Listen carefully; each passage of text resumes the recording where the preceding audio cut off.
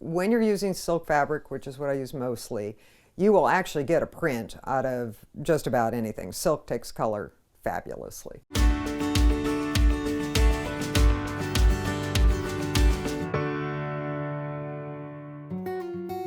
Nan Drye creates art by experimentation. She uses ecologically sustainable methods of printing with plant material and explains the art form. Eco-printing, eco in this case stands for ecologically sustainable. I am pulling color out of the leaves themselves. When you see a leaf shape, that is the color that leaf makes. There's no ink, there's no paint. It's a steaming or a boiling process. And so I'm playing with the chemicals that the plant is producing throughout its growing season. What you want are the colors in the summer green is what I call it. Then in the fall, the tree is starting to shut down and all the last little bit of chlorophyll goes out of the leaves, and that's when we see those beautiful colors in the fall. Those leaves are usually still usable as well. A small portion of Nan's creations cover the walls of her workshop. That highlights her foray into the eco-print process. Her interest in the art form through time hasn't waned. It's only gotten stronger. It's a form of natural dyeing. You're mixing a mordant, which is a metal, onto the fabric first, and then placing the leaves, and then rolling the whole thing up under some kind of pressure. I tend to roll things in a jelly roll, but you can wrap them around rocks and tin cans and all sorts of things. You want that pressure so that you get a really nice print of the leaf. And then my method is to steam the roll of fabric over boiling water. You can boil it as well for different reasons. I just love the really beautiful prints you get from steaming and that really good contact between the layers of fabric. Never steam this stuff inside. You don't know what fumes are going to come off of it.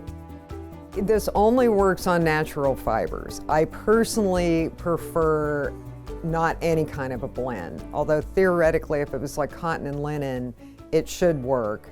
I just like, it's more of a sure thing if you're using single fiber. So I work mostly on silk, but it does work on wool, cotton, and linen. That's been the discovery process over the years, waiting to the right time of year for some things. What leaves you put together in this roll actually affect each other as well. Oak leaves have a lot of tannins in them. That's going to help make everything else darker. Experimenting with, like, you can't get carried away with metals on fabric because, rust will make holes in it. A woman in Australia named India Flint wrote a book called Eco Color. I ran into it about 2011, and I have not been able to leave it alone since. Before that, I was a clothing maker, and I used synthetic dyes, but this is so much cooler. And it's just this intriguing blend of science and art, and I couldn't leave it alone. Just couldn't leave it alone. Currently, Nan sells her creations and teaches others the craft that she became enamored with nearly 15 years ago, and uses her expertise to create new pieces through trial and error and trial and success. When asked of her favorite leaves she uses, I like them all, but the arrowleaf balsam root makes a beautiful yellow print, even though it's a green leaf.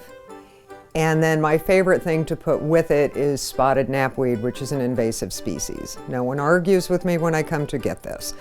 They like to load it into my car, and it makes a beautiful orangey yellow. A lot of things that won't really work well on fabric. They make a beautiful print, but it's going to disappear or it's going to wash out. On paper, it stays.